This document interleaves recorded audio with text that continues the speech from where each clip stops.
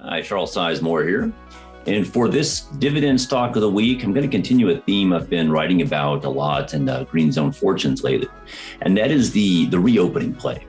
So one of the biggest beneficiaries of the reopening of America as the pandemic sort of fades from reality, I don't know if that's the right word, but as the pandemic sort of tapers off in most of the country, the theme is reopening. The theme is normalization. Going back to normal, going back to the way things were, or at least as close to the way things were as we're going to get.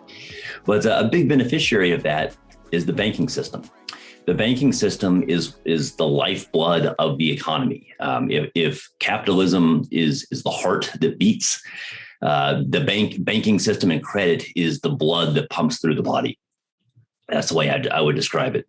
And if you think I'm being being too metaphorical here, or that this is not, I'm praising banks too much. Just look at what happens when the banking system no longer functions. As we saw in 2008, 2009, and a very, very slow recovery after that recession. When the banking system is broken, the economy just simply doesn't function as well. Credit is what makes the economy go. So why does this matter? So after a year of really being locked down, having relatively few growth opportunities, America's entrepreneurs are chomping at the bit right now. They really are looking to get out there and start businesses, expand existing businesses, rebuild businesses that may have failed. And all of that depends on credit. Well, the banking system is there to provide that. And beyond that, we're finally in an interest rate environment where it's profitable to run a bank again. The yield curve is steep, or relatively steep. Longer term yields are higher than short term yields, which are effectively pegged at zero by the Federal Reserve. That's good because banks borrow short term and they lend long term. That's their basic model. Now, it's more complicated than that. They hedge, they have derivatives, of course, et cetera. But in its most basic form, banks borrow short term from the Fed, from depositors, and they lend it out longer term for loans. They make money on that spread. So with all that as background, we're going to talk about Citigroup today. Citi is, of course, one of the largest banks in the world. You might not normally think of it as just a monster dividend payer, but these days it actually is. Its yield is 2.8%, which is double the yield of the S&P 500. Now, obviously, 2.8% is not, that's high yield today, but that's obviously low by historical standards. But you do have to consider the interest rate environment. If the overall stock market yields half of that, and the 10-year treasury doesn't yield much more than half that. It's 10-year treasury is about 1.6.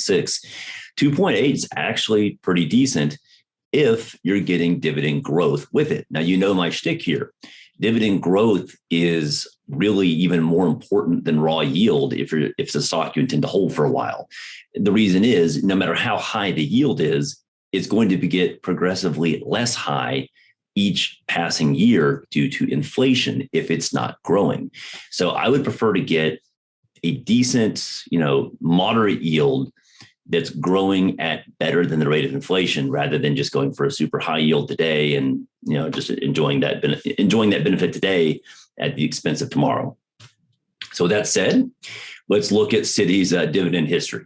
Now, Citi scrapped its dividend altogether during the 2008 meltdown. They didn't really have a choice. They were effectively bankrupt and on government life support, along with every other major bank in the country. In 2011, they reintroduced the dividend at a penny a share. It's something. It was reintroducing it. By 2015, they had raised it to 5 cents a share. So that's 1 cent to 5 cents. That's making some progress. By 2017, it had jumped up to 16 cents. Well, now we're talking. Now we've gone from 1 cent to 16 cents, 16-fold increase. That's not bad. Today, the quarterly dividend is 51 cents. So we've gone from 1 cent in 2011 to 51 cents today.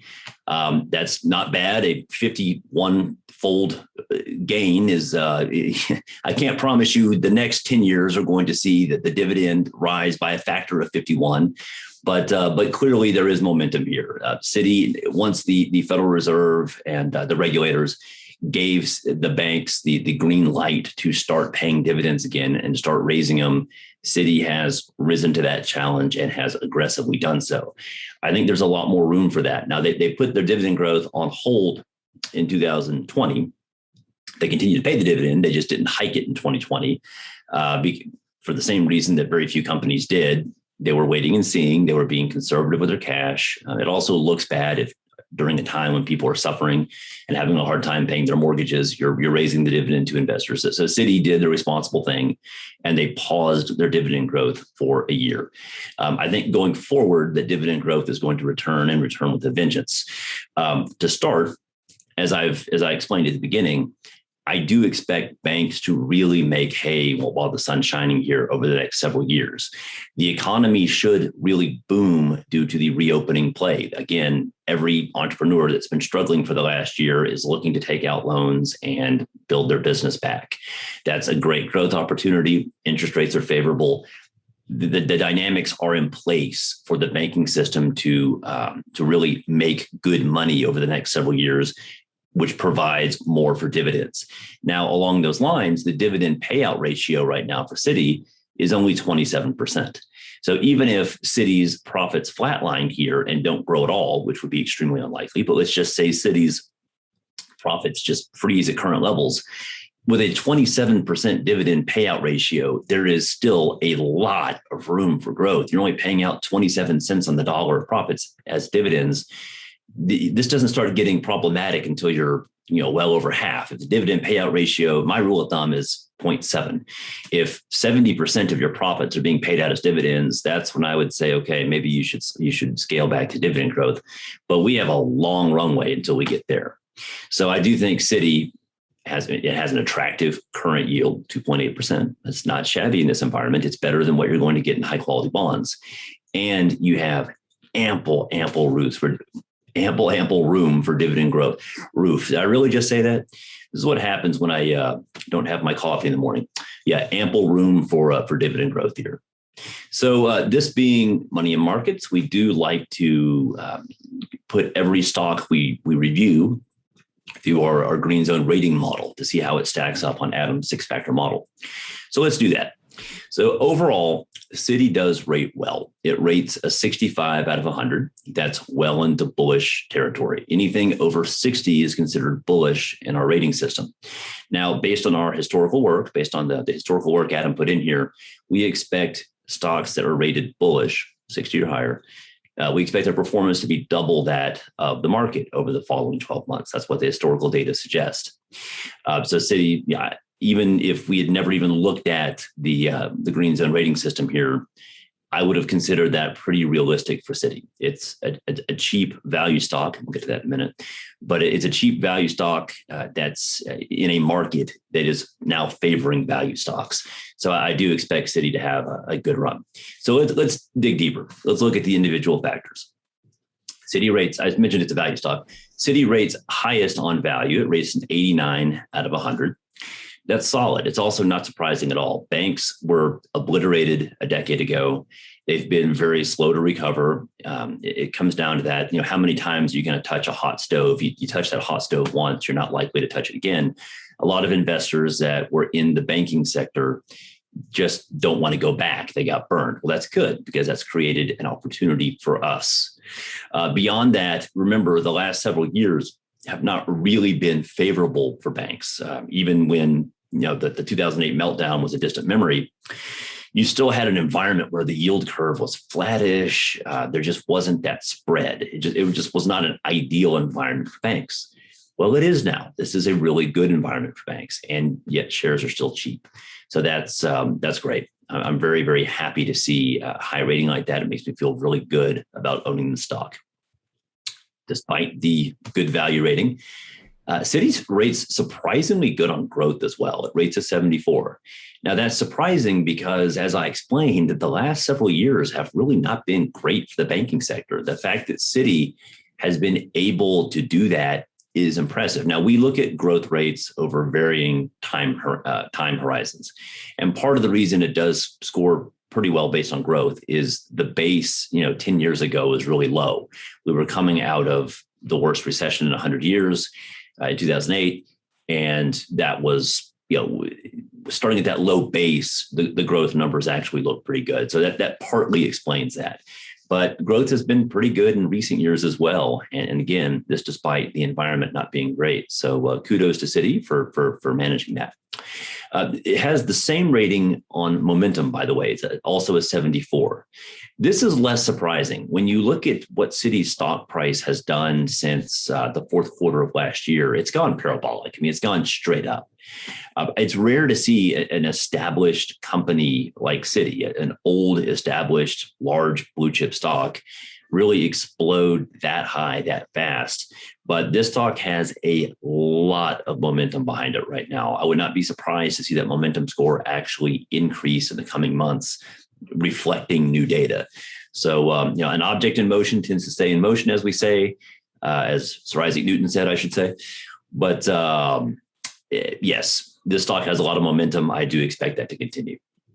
Now, quality, the stock rate's okay on quality as well. Rates is 67. That's solid. That's well in the top half.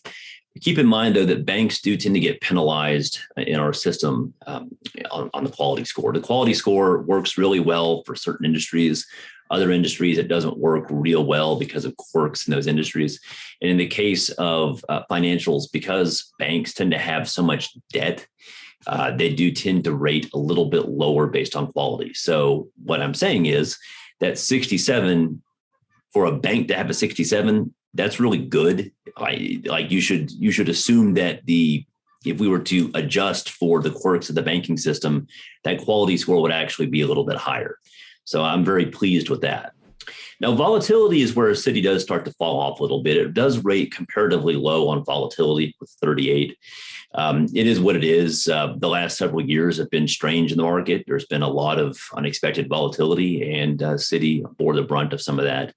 I wouldn't consider that a deal breaker by any stretch. Normally, I do like a dividend stock to be lower volatility. The idea is these are stocks you just want to buy and hold, collect the dividend, and have no headache, have no drama. Having high volatility is not something you normally want to see in that mix, but it's okay. Given the high scores elsewhere, I'm willing to tolerate a little bit more volatility in this stock. And then finally, we get to size. Citi's a big company. It's one of the biggest banks in the world, $150 billion market cap. It actually rates a 0 based on size. It actually rounds down. Mathematically, it can't be a 0, but it's below 1 and it rounds down to 0. So there you have it. We like the banking sector. Adam and I have both been really digging deep into this sector for opportunities. I like Citi. I think it's a very solid dividend stock of the week. But if you are looking for sort of more aggressive plays in this sector, they're less dividend focused, more sort of capital gains focused, do give our newsletter a look, Green Zone Fortunes. This is one of our focuses. Focuses. I'm not actually sure how to say that, but it's something we're focusing on right now. We do really like the banking sector. We think it's a really just fertile ground for investment right now. So that's it for this week. We'll catch you next week.